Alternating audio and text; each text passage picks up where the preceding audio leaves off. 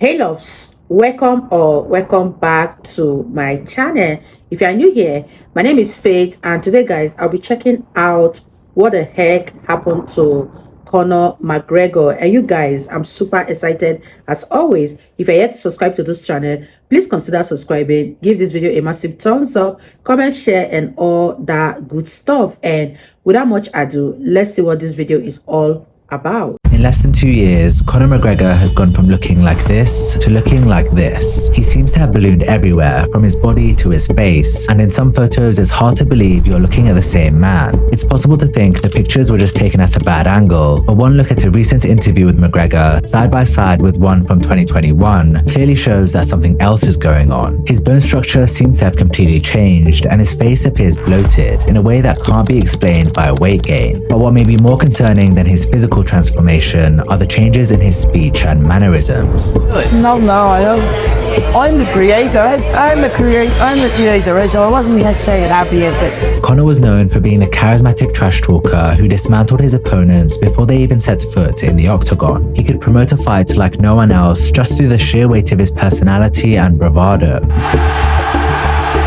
No one was as quick, sharp, or captivating to listen to as Conor, but if you hear him speak in some recent interviews, you wouldn't believe he was ever that guy. He seems to hardly be able to string a sentence together, and the people interviewing him look at him blankly with faces of confusion. So what on earth is going on with McGregor, and how has he changed so much in this short space of time? Everything traces back to the 10th of July 2021 when Conor entered the cage with Dustin Poirier for their trilogy fights. These two had a score to settle, and this was their day to do it.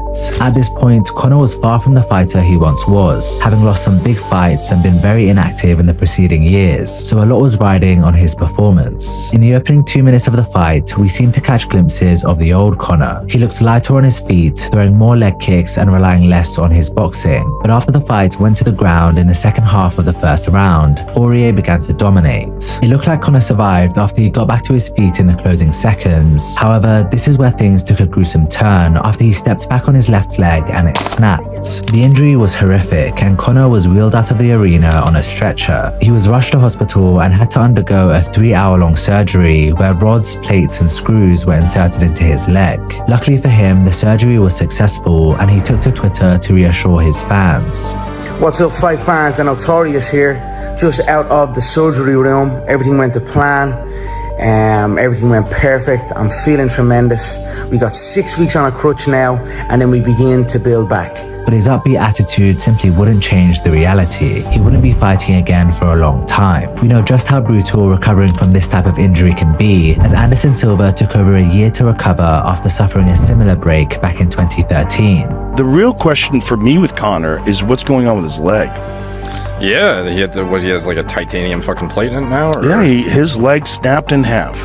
And no one, and I mean no one, in combat sports has had their leg snap in half and come back and been the same or better. Conor knew this, and there's no doubt his team would have suggested options for aiding and accelerating his recovery. Not long after his surgery, Conor quietly exited the US anti-doping agency testing pool, which all active UFC fighters are a part of. Without random drug tests to worry about, he was now free to take whatever substances he wanted, and it was around this time we started to see the first signs of physical changes in him. He began to take on a bulkier look with noticeable growth in his arms, neck, and traps, and what could also be seen was a largening of the face and arguably the hands. His skin began taking on a pinkish hue which he didn't have before, and his face developed a puffy, bloated appearance. Many simply attributed this to weight gain, but if you look at shirtless photos of him from around that time, it's evident he'd gained minimal body fat since his fight, yet he looked significantly bigger. His hair loss also appeared to be accelerating to the point that he decided to shave it all off.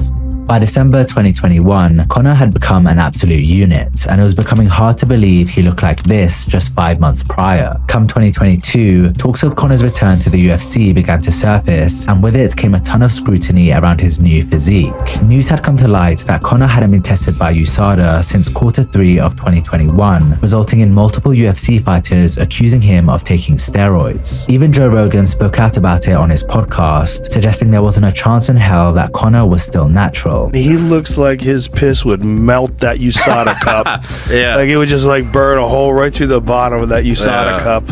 Unsurprisingly, Conor didn't take this well, and he posted on Twitter mocking Joe, but at this point, just about everyone believed that McGregor was on something. The true extent of his transformation was revealed in November 2022 when he decided to shave his beard off. Conor looked like a totally different person, and people took notice. What the hell did I miss? You look totally different. Who the fuck is that guy? That dude ate Conor. His face looked abnormally big with a clear buildup of soft tissue around the jaw and cheeks, and his hands looked like a pair of oven mitts. This, along with the fact that he'd gained a large amount of lean mass and was still getting bigger, left almost no doubt he was using. But the question was, what exactly had Conor been taking?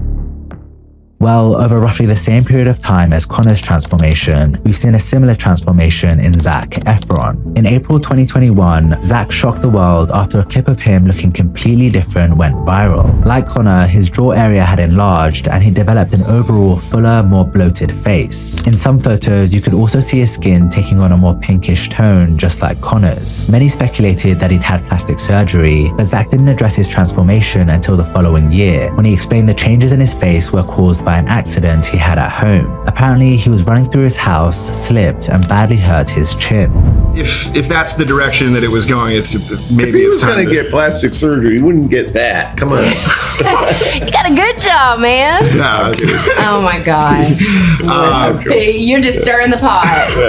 no, it was funny. It sucked. I almost died, but his accident occurred all the way back in 2013, which makes his story hard to believe. He said the reason his jaw only began to grow in 2021 was because he took a break from rehab. And while this may be true, there's also another reason he could have experienced these changes. In 2022, pictures surfaced of Zac on the set of his new movie where he plays the pro wrestler Kevin Von Erich. The photos raised a lot of eyebrows because he suddenly looked much bigger than ever before, and he developed a bubble gut, which is a clear sign of drug use. He was looking more like the Liver King than Zac Efron, and we know just how many drugs the Liver King is on. One of these drugs is what many are speculating that both Conor and Zac are taking: human growth hormone. Human growth hormone can cause various changes in physical appearance, such as enlarged hands and feet, enlarged facial features, and coarse, oily, thickened skin. These changes can be seen in someone like Joe Rogan, who's admitted to using human growth hormone in the past, and there are numerous public figures that have been linked to the drug that have undergone similar rapid transformations. Many of the physical changes associated with human growth hormone use are visible in Conor, and we see the same in Zac. You might wonder why anyone would take this stuff given the potential side effects, but for Conor it served a very specific purpose. Human growth hormone is known to speed up injury recovery by accelerating the repair of bones and even muscle tissue, and this is exactly what Conor was after following his leg break in 2021. This explains why he left the USADA testing pool, as human growth hormone is on their list of prohibited substances. With that being said, it's unlikely human growth hormone is the only drug he's taking, as he's also shown signs of steroid use. Beyond the obvious muscle gain, Conor has exhibited symptoms such as hair loss, which he seems to have addressed with a hair transplant, as well as changes in the color of his skin as previously mentioned. These are common side effects of taking steroids. Given the changes in Conor's appearance have stuck around, it's likely he's still on whatever drugs he started taking for his leg, even though it's now recovered. It's pretty obvious he's in love with his new physique, and I imagine he's in no rush to lose it.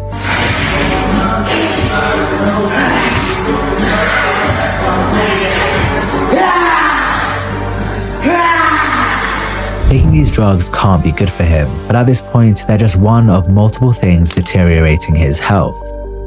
We're all aware of Conor's insane career in the UFC and just how dominant a force he was at his peak. He's produced some of the most iconic moments in UFC history, and he was the first ever fighter to become a two-division champion simultaneously. However, even though this is extremely impressive, there are fighters who have done this since that don't have the same fame and notoriety as McGregor. This is because Conor had something that separated him from everyone else. He was gifted on the mic. I've spent a lot of time, Joe, slating everybody in the company. Backstage, I'm starting fights off everybody. I've ridiculed everyone on the roster. I just want to say from the bottom of my heart, I'd like to take this chance to apologize to absolutely nobody. The double champ does what the he wants. On May 20th, 2023, DAZN Boxing published a video where sports journalist Ariel Helwani interviewed Conor. Not long into the interview, you could tell this was not the same Conor we used to know. It's mine. And you're looking, mate, you know, so I wasn't happy with that other one. It's all good. I know it's a joke. We're good. But what you think? I was going to come because you came I was watching that documentary here and I thank you. You happy with it? Oh, I didn't have creative control of it, so I wasn't. Really? No, I don't. I'm the creator. I'm the creator, so I wasn't saying that. You might think he was just drunk, but very early on he explains to Ariel that despite being tempted by the beer in front of him, he's actually not drinking today. It's almost like torture to me, because this point seeing you now a few minutes there, I'm not going to drink it. I'm not going to drink, because I'm going to train 3 times a day. And I tell you why, when I trained this morning, I don't usually train 3 times, I just feel like 3 times a day. I'm a little man.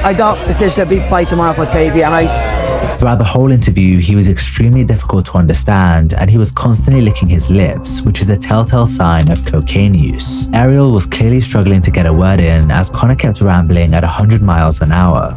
This is called a cafecito. Okay. So when I went to Miami, I went to the mayor of Miami's office. They gave me the key to the city of Miami. The mayor gives me this coffee. It was called a cafecito. It's Cuban coffee. It's unbelievable, but you're running around doing laps. The top comments on the video pretty much all centered around the fact that Conor was on something, and in an analysis of the video by True Geordie, he summed up just how worrying this really is. I don't know if this is related to his bad leg break or if this is just a slow descent into more and more drug use, because, you know, let's be real, the more you take it, the more you need. And the reality is he's a far cry from the guy who gave this interview. Sure, you know, it's good to be in this position. I'm very thankful for it. I'll make sure to put it to full use. It's not even recognizable to this brilliant speaker of a man. It's not even recognizable, man. It's actually sad, man. It genuinely is. Conor actually watched True Geordie's video and in classic fashion posted an angry response on Twitter. Mr. Estrogen, what's happening?